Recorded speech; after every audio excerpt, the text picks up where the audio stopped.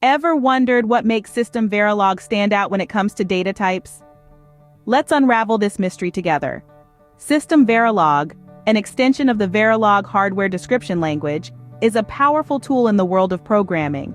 It brings to the table a robust set of data types that enhance the efficiency and effectiveness of your code.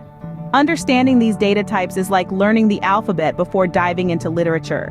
It's the foundation that supports everything you build on top of it. From integers to real numbers, from time values to strings and arrays, System Verilog offers a basket full of options that cater to varied programming needs. These data types are not just placeholders for values. They are the building blocks of your code, the core elements that define how your program behaves and interacts with the data it manipulates. So, are you ready to delve deeper? Dive into the world of System Verilog data types to unlock the full potential of your programming skills. Kick things off with the integer data types in System Verilog. Integer data types are integral to any programming language, and System Verilog is no different. They store whole numbers, both positive and negative, making them indispensable for countless operations. There are two key types of integers in System Verilog: signed and unsigned. Signed integers can store both positive and negative numbers, while unsigned integers only contain non-negative numbers. This distinction is vital, especially when dealing with arithmetic operations. The range of values that can be stored in an integer data type is quite extensive. From -2,147,483,648 all the way up to +2,147,483,647, there's plenty of room to work with. Understanding and using integer data types effectively is fundamental in System Verilog programming, whether you're coding a simple algorithm or developing complex hardware designs. Mastering integer data types is the first step to becoming proficient in System Verilog.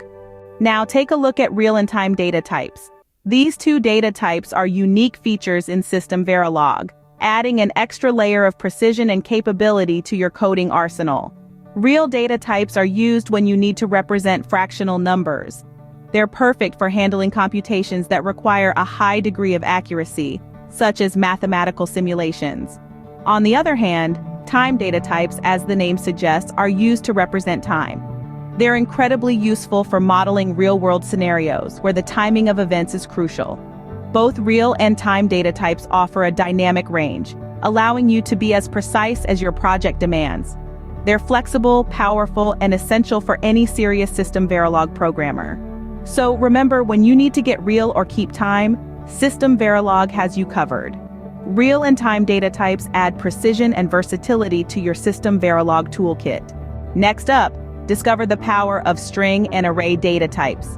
Diving into the world of System Verilog, we encounter two more intriguing and versatile data types: strings and arrays. Both offer unique advantages, opening up a plethora of programming possibilities. Let's start with strings. In the simplest terms, a string in System Verilog is a sequence of characters. But don't be fooled by the simplicity of this definition. It's the flexibility of strings that makes them invaluable. Unlike in traditional Verilog, System Verilog strings are dynamically sized, meaning they can expand or contract based on the data they hold. This dynamic sizing eliminates the need for a programmer to predefine the size, making string handling more efficient and less error-prone. Now let's turn our attention to arrays.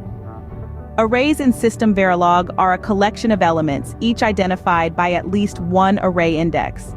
They serve as a convenient way to group and manipulate related data. The real power of arrays, however, lies in their flexibility.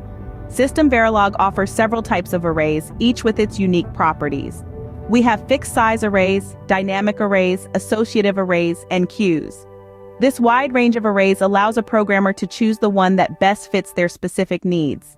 A key advantage of strings and arrays is their ability to be manipulated with various built-in methods.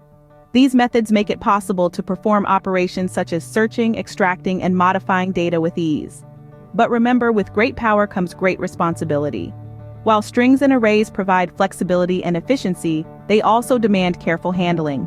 Incorrect usage can lead to bugs that are challenging to trace and fix.